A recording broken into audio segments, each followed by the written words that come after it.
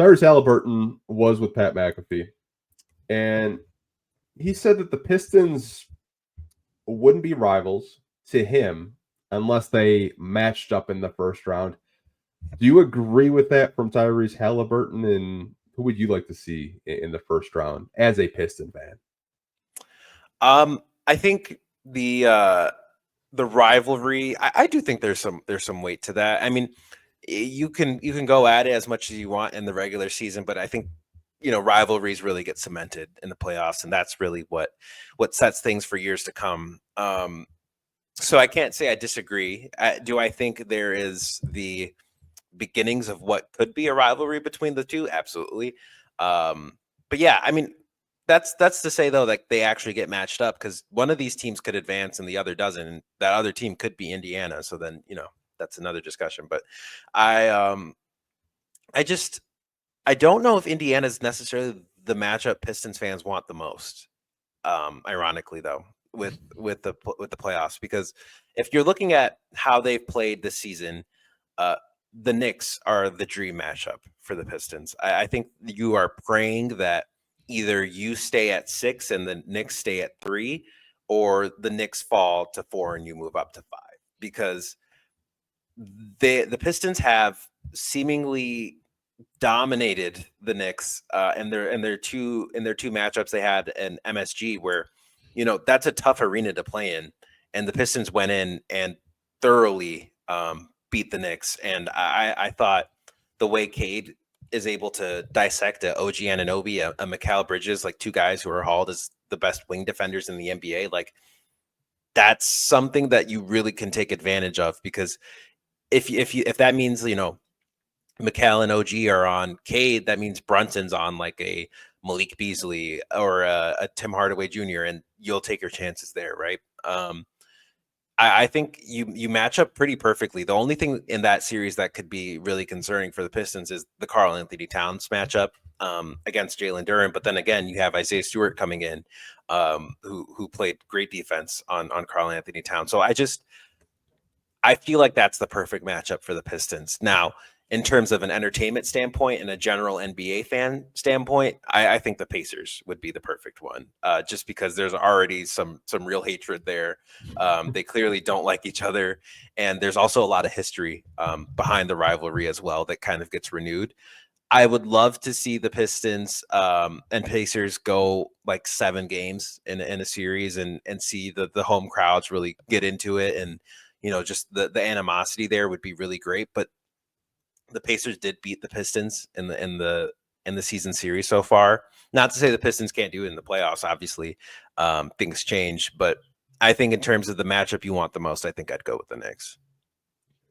I've kind of had the same opinions as you. I think if you're just talking strictly matchups, I think the Pistons match up pretty well with the New York Knicks, and it kind of seems like, I don't know if you've been paying attention to it, but like over the past couple of days and weeks, like there's been like a lot of like Knicks soundbite, like Mikal Bridges telling Tom Thibodeau, like, you have a bench, use it. And then Josh Hart and him getting in a fight last night on the bench. Josh Hart didn't score at all.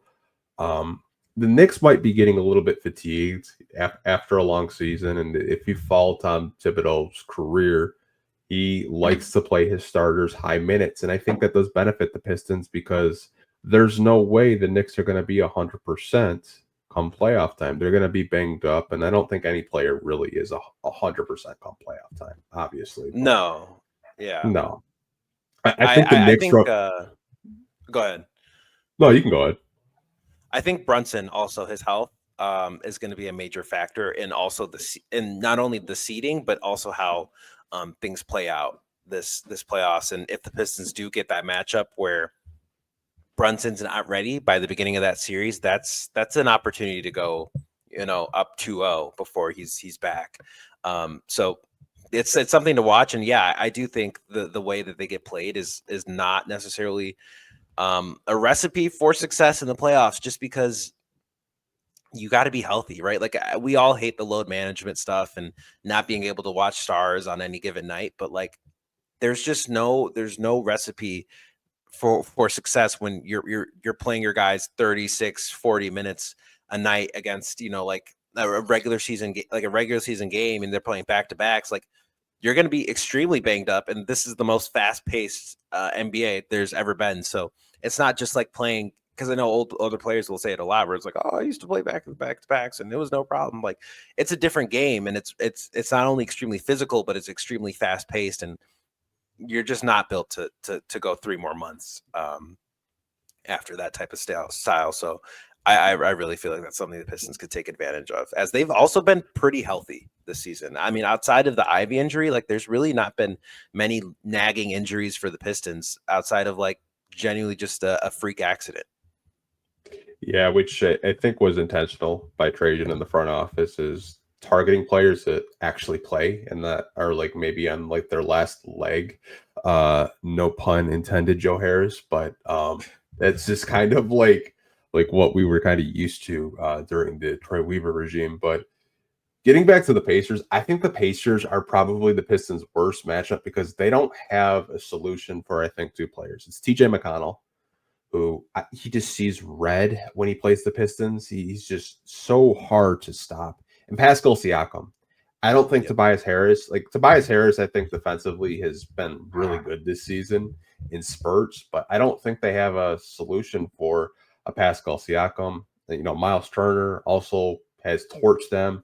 And we all know, like, stretch 5, perimeter 5s have been giving the Pistons like a whole lot of difficulties just guarding them out on the perimeter. But like, if I'm a Piston fan, obviously the rivalry, Malice at the Palace, you'd like to maybe rekindle that rivalry. But I think matchup, I think the Pacers would give the Pistons a lot of fits. Yeah, I think so as well. And I think I don't know if I have the Pacers as the least favorable matchup for the Pistons, just because I think Milwaukee is the nightmare for Detroit. Not because I think Milwaukee has been this unstoppable team this season, but just in terms of a matchup, like, they are a matchup nightmare for the Pistons. I think Isaiah Stewart is probably, in my opinion, the best Giannis defender in the league. That being said, there is still a Damian Lillard, you have to take account for. And then, when Giannis got kind of shut down, it turns into Pat Connaughton all of a sudden's having a crazy night, or Taurean Prince is lighting you up from 3. And like, obviously these are guys that aren't necessarily even close to being stars or anything, but it's something about when they play the Pistons, they just turn it up. I mean, like Brook Lopez, I don't think I've ever seen an average Brook Lopez game in Milwaukee against Detroit. Like, I don't think I've ever seen a game where, because I know Bucks fans will complain about him a lot. I'll tell you what, they find their love for that man anytime he suits up against Detroit, because whatever issues he may have as he ages and he gets slower and all these other things, he's hitting every 3 he puts up. He's blocking every shot that gets put in his face. He's like playing the most perfect basketball he could ever play when he plays against Detroit. And that 2019 series still gives me personally nightmares, just because that was like the peak of my fandom. And I remember being so excited for Blake, and just Milwaukee just destroyed Detroit. And I would hate for them to kind of have that matchup again in LCA, just because I'm like, it feels like a retread, and I need the Pistons to play literally anybody else. Yeah, Milwaukee would give me PTSD because it would make me think of like playoff Thon Maker, which was never a thing in Detroit. But yeah, that Milwaukee series was just like dreadful as a fan, even though like I think the fan base was just so happy that we were in the playoffs. Like I remember just like seeing it live on TV, how loud they were for Game 3, and by Game 4, they're like, "Yeah, it's over." Yeah. I don't want that either. For this core, I don't want them to possibly slip out of that 6 and have to face like a Boston, because I think that would be even worse if you have to play up Boston, because as of late I feel like they're kind of slipping and the Hawks are kind of getting in the groove. Even Orlando to an extent is playing better basketball. I hope they can kind of keep that 6 seed, but yeah, I think the Bucks, I think we could both agree, would be really bad, and I think the Pacers would be too. And just like some of the perimeter defenders that like the Pacers have, like Andrew Nebhart. I think Andrew Nebhart, in my opinion, probably does the best job of guarding Cade Cunningham. Like him Absolutely. Andrew Jackson from Milwaukee as well. Even though like he's not a household name, he does a really good job of staying in front of Cade and bothering him, and that like getting. He doesn't let Cade get comfortable and get to his spots, but yeah, man, that like I really don't want to see either of those teams because I'm just like, man, could be tough, could be rough. Yeah.